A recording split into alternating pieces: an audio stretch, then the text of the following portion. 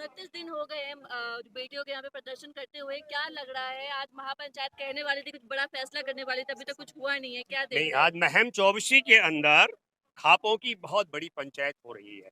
उस पंचायत में एक बड़ा फैसला लिया जाएगा, लेकिन मैं व्यक्तिगत तौर पर यह मानता हूं कि खाप की पंचायत से पहले दो, आज वहां साक्षी मलिक भी गई हुई है।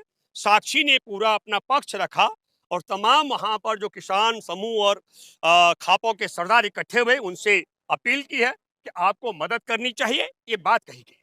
लेकिन मैं व्यक्तिगत तौर पर अनुभव के आधार पर एक बात आपको बताना चाहता हूं कि खापों की पंचायत से ऐन पहले का मामला है।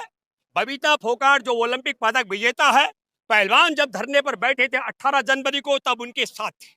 और उसके बाद एक कमेटी बनाई है खेल मंत्रालय की तरफ से। उस कमेटी में पहलवानों का पक्ष रखने के लिए बबीता फोगाट शामिल हुई और तब दोबारा से ये बेटियां जब यहाँ पर डटी हैं, 21 तारीख को इन्होंने मुकदमा दर्ज कराया था, 23 तारीख धरना दे रही हैं। आप सबको जानकारी कि सुप्रीम कोर्ट का दरवाजा भी खटखटाया, 7 लड़कियों ने यौन शोषण की शिकायत कराई, लेकिन दुख और अफसोस की बात है सुप्रीम कोर्ट के मुख्य न्यायाधीश ने भी गंभीरता से नहीं सुना। 7 पीड़िताओं की शिकायत है, लेकिन 2 ही मुकदमे दर्ज हुए, एक नाबालिग का और एक यौन शोषण का। 5 मुकदमे गायब कर दिए गए। और फिर मैं ये कहना चाहता हूँ, ये धरना चल रहा है खापों की पंचायत से ऐन पहले। बबीता फोगाट ने एक बहुत बड़ा आरोप लगाया, कहा कि विनेश फोगाट यहाँ पर राजनीति कर रही है। अगर विनेश फोगाट राजनीति कर रही है, इतनी सी बात, वो एक ही परिवार के सदस्य हैं, बबीता फोगाट तब भी कह सकती थी। इसलिए मैं ये कहना चाह रहा हूं कि जिस प्रकार का आरोप बबीता ने लगाया, ठीक, मैं ये मानता हूं कि सरकार की वो नियत से मैच करता हुआ बात है। जैसे आरोपी ब्रजभूषण शरण सिंह निरंतर लगाता रहा है। ब्रजभूषण शरण सिंह ने क्या कहा, पहले आरोप लगाया ये बेटियां पैसा लेकर के बैठी हुई है, तब हमने चुनौती दी, हमने कहा पैसा लेकर के बैठी हुई है तो तुम भी बिठाओ अपने किसी परिवार को झूठा मुकदमा यौन शोषण का दर्ज कराने के लिए, हम देश से चंदा इकट्ठा करके तुम्हारी झोली भर देंगे। फिर वो इस मामले में पीछे चला गया। फिर उन्होंने आरोप लगाया क्योंकि ये इसलिए बैठी है, ये मोदी सरकार के खिलाफ है। फिर हमने कहा कि यौन शोषण करने वाला ब्रजभूषण शरण सिंह कैसे मोदी सरकार में तब्दील हो सकता है और मोदी सरकार कैसे ब्रजभूषण में समाहित हो सकती है, ये सोच का विषय है। लेकिन मैं हैरान हूं, मैं आपके माध्यम से एक सवाल बड़ा करता हूं।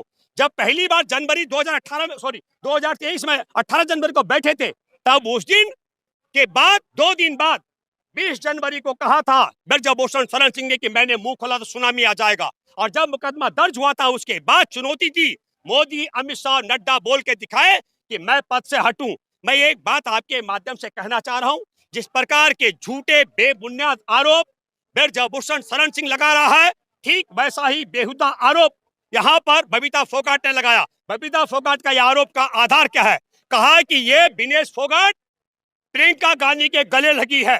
मैं बबीता फोगाट तुमको सैल्यूट करूंगा, आप लाओ महिला बाल विकास मंत्री स्मृति ईरानी को लेकर यहाँ आओ और स्मृति ईरानी आकर के समर्थन करे विनेश फोगाट का, साक्षी मलिक का, और उन्हें गले लगाए। अगर विनेश फोगाट उसके गले नहीं लगेगी तब मैं मानूंगा ये राजनीति कर रही है।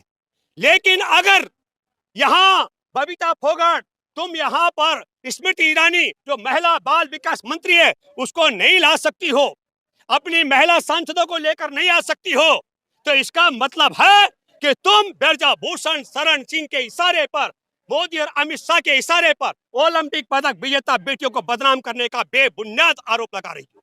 और यह ताकत है जो आपने कहा 29 दिन की तरक्की है। जब पहले 18 जनवरी को आए थे तो बड़ी संख्या में पहलवानों को अलग कर दिया गया। 3 बड़े कारण अलग होने के हो सकते हैं। एक, उन्हें उनके भविष्य के भय को दिखाया गया होगा कि तुम्हारा भविष्य पहलवानी का खत्म हो जाएगा।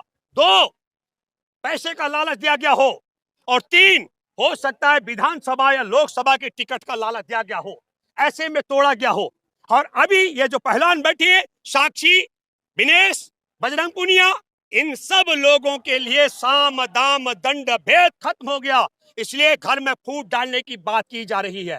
और तब मैं ये मानता हूं कि खाप पंचायत से पहले बबीता फोगाट का ये जो बयान आया, अब ये बहुत दुविधा वाली स्थिति हो गई।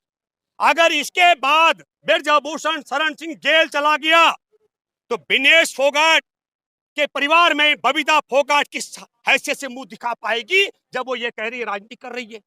और अगर वो जेल नहीं गया तो मैं आपके माध्यम से दावे के साथ में कह सकता हूं आज की तारीख में अगर बिरजाभूषण शरण सिंह को जेल में डाला भाजपा ने तो नरेंद्र मोदी अमित शाह की पोल खोल हो जाएगी। गोधरा में किस तरीके से कार सेवकों की बोगी को इन्होंने आग लगवाकर षड्यंत्र किया था, जैसे हिटलर ने संसद भवन में आग लगाकर ऐलान किया था कि सोशलिस्ट और कम्युनिस्टों ने संसद भवन में आग लगा दी है, ठीक उसी तरीके से इन्होंने कार सेवकों की बोगी पे आग लगाकर कहा मुसलमानों ने आग लगा दी है।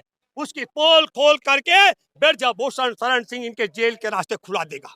इसलिए ये इतना बड़ा रिस्क नहीं ले सकते हैं, लेकिन देश ने तय कर लिया है अगर बिरजाभूषण शरण सिंह जेल गया अब इतने लंबे आंदोलन के बाद तब भी भाजपा का विनाश तय है।